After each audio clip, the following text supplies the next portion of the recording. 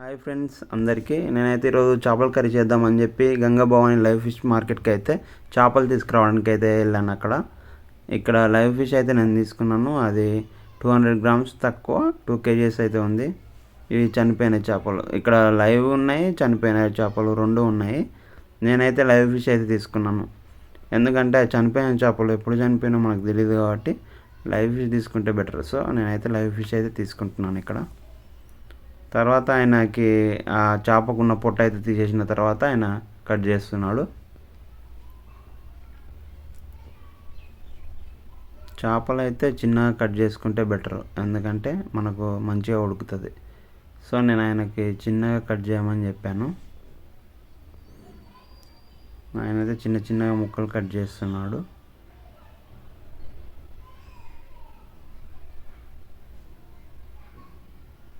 తర్వాత నీట్గా వాష్ చేసుకోవాలి. ఉప్పు అండ్ జొన్నపిండి వేసుకొని వాష్ చేసుకున్న తర్వాత చేపలలో అల్లం పేస్టు, మసాలా, కారము, ఉప్పు.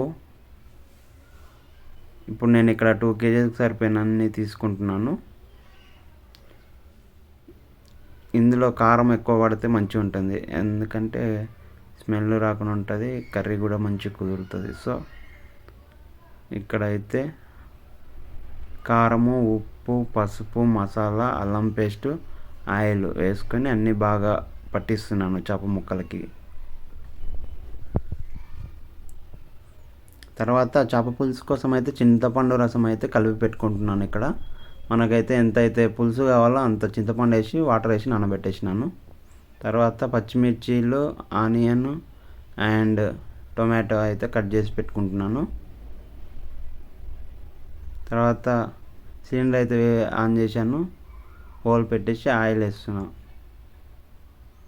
ఆయిల్ ఎక్కువనే పడుతుంది చేప పులుసులోకి. సో ఆయిల్ ఎక్కువనే వేసుకున్నాను, 3 స్పూన్స్ వేసాను నేను ఇక్కడ. తర్వాత పచ్చిమిర్చి వేసాను, తర్వాత జీలకర్ర, తర్వాత ఆనియన్స్ వేస్తున్నాను. తర్వాత కరివేపాకు రెమ్మలు వేసుకోవాలి. తర్వాత పసుపు వేసేసుకొని మొత్తం బాగా కలిసేటట్టు కలపాలి.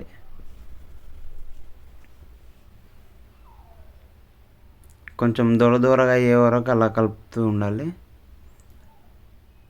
తర్వాత టమాటాస్ వేసేసుకోవాలి. మనం ముందుగానే కట్ చేసి పెట్టుకున్నటువంటి టమాటాలు వేసేసి బాగా కలుపుకోవాలి.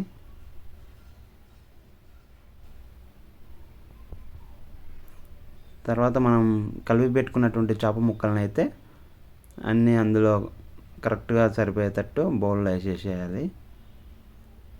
వేసేసిన తర్వాత ఆ ఆయిల్ అనేది చేప ముక్కలకి కరెక్ట్గా పట్టేటట్టు కలుపుకోవాలి.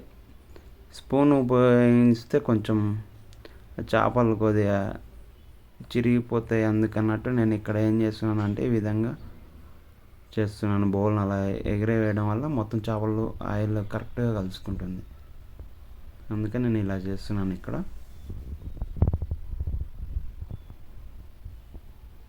చూడండి, చేప ముక్కలు కరెక్ట్గా పట్టుకున్నది ఆయిల్, మసాలా మొత్తం.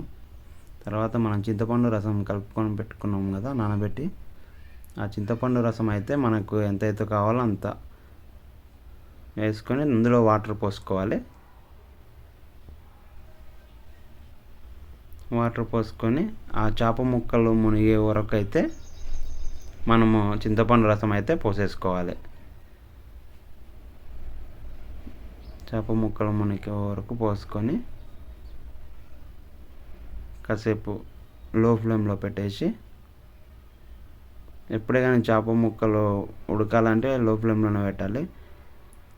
ఫ్లేమ్ ఎక్కువైంది అనుకోండి, ఆ చేప ముక్కలు అనేటివి ఇరిగిపోతే మనకు చేప ముళ్ళు అందులో పడి తినేటప్పుడు ప్రాబ్లం అవుతుంది. సో ఫ్లేమ్ ఎప్పుడైనా లో ఫ్లేమ్లో పెట్టుకోవాలి.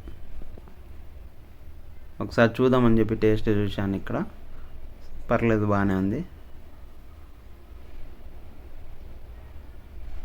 తర్వాత అలా క్లోజ్ చేసేసి లో ఫ్లేమ్లో మండించాలి.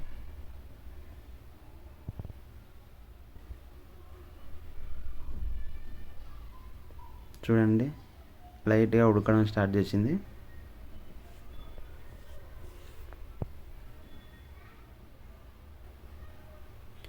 చేప ముక్కల్ని చికెన్ని కలిపినట్టయితే కలపకూడదు, జస్ట్ నార్మల్గా అలా అలా కలపాలంతే. మళ్ళీ ఒకసారి చూద్దామని చెప్పి చూశాను, చేతి అయితే కాలింది ఇక్కడ. తర్వాత మెంతులను అయితే నేను ఈ విధంగా వేయిస్తున్నాను సిలిండర్ మీద. తర్వాత వాటిని మెత్తగా పౌడర్ లాగా చేసేసుకొని చేప పులుసులో వేసేయాలి.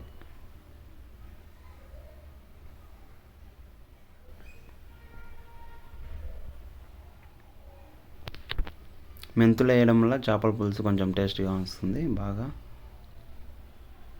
కలిపేటప్పుడు మాత్రం చాలా జాగ్రత్తగా కలపాలి. జస్ట్ ఇలా కదిలియాలి అంతే. మనం చికెన్ కలిపినట్టయితే కలిపితే మాత్రం ముళ్ళు అనేటివి తినేటప్పుడు ప్రాబ్లం అవుతుంది. సో జస్ట్ ఇలాగలా కదిలియాలంతే. తర్వాత కొత్తిమీర అయితే వాష్ చేసేసుకొని చిన్న ముక్కలుగా కట్ చేసేసుకొని చేపల పులుసులో అయితే వేసేస్తున్నాను.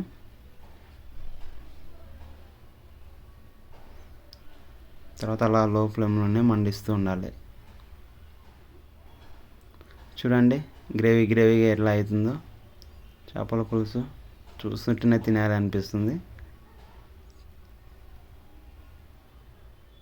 తర్వాత నేను స్టఫ్ కోసం అని చెప్పి ఆనియన్స్ నిమ్మూస్ అయితే కట్ చేసేసుకొని పక్కన పెట్టేసుకున్నాను. ఫైనల్గా అయితే మనకు చేపల పులుసు అయితే ఈ విధంగా వచ్చింది. చూడండి ఎంత చాలా బాగా వచ్చింది. చేపల పులుసు అయితే అద్భుతంగా వచ్చిందండి. చూడండి ఒకసారి. చిన్నపిల్లలు పెట్టేటప్పుడు అయితే చేప ముళ్ళు ఉంటాయి, కొద్దిగా జాగ్రత్త. చేపల పులుసులోకి అయితే జొన్న రొట్టెలతో ఇంకా టేస్టీగా వస్తుంది, కానీ నేను ఇక్కడ రైస్తో అడ్జస్ట్ అవుతున్నాను. సో మీరు ట్రై చేసినప్పుడు అయితే జొన్న రొట్టెలతో ట్రై చేయండి.